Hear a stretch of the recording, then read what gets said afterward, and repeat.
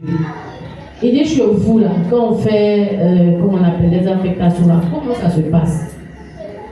Il dit non, quand on fait affectation là, souvent il faut aller voir les patrons, ceux qui gèrent, qui sont devant là pour donner quelque chose, et puis on met ton nom. Il dit ah d'accord, j'ai compris. Ok, donc on va s'appeler là. Il dit ok. Donc j'étais dans le stress, dans l'angoisse parce qu'on a essayé les recours, ça ne marchait pas. Et celle qui s'occupe de notre cellule, ça veut dire on est répartis en groupe. Donc celle qui s'occupe de notre groupe là, elle m'a appelé. Elle dit ah je suis allée voir notre secrétaire.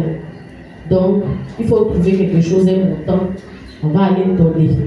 Comme ça, on va nous maintenir, même pas à Abidjan, hein, dans la zone, ça veut dire Grand Bassam, Dabou, autour, mais pas à Abidjan.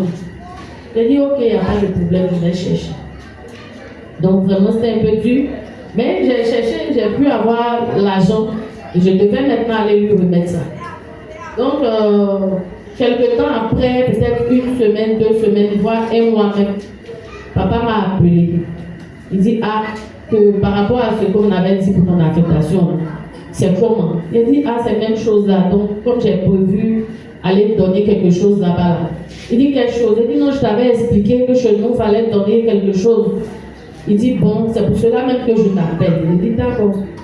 Il dit je priais et puis l'Esprit de Dieu me dit que l'argent que tu veux aller donner aux gens, il faut donner ça à Dieu. Il faut dire Amen.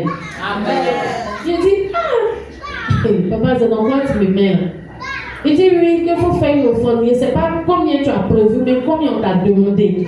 Mais ce qu'on t'a demandé, il ne faut pas enlever 5 francs dedans. Il faut faire offrande au Seigneur. Je me suis assise, j'ai dit bon, j'ai compris.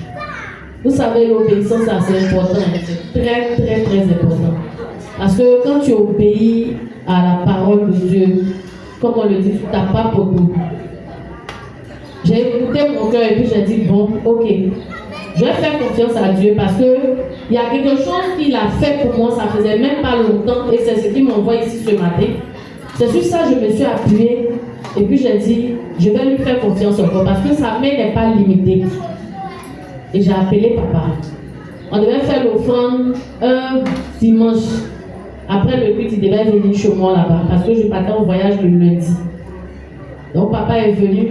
On n'a pas pu faire l'offrande parce que je ne voulais pas faire ça devant mon mari. Je voulais rester dans mon intimité. Mais ce jour-là, il était là, il ne bougeait pas. Quand il me dit non, pardon, on va prendre quelque chose, il dit mais toi-même viens.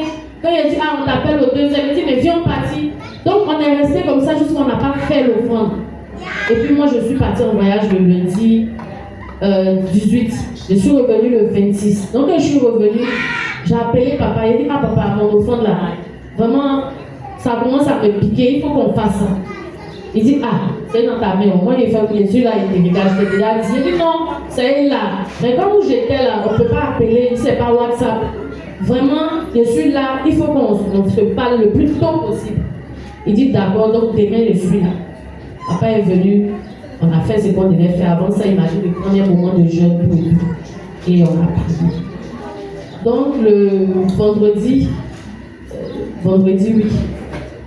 Ma déléguée m'appelle. Elle dit ah, Vanessa, il y a les affectations qui vont sortir à minuit.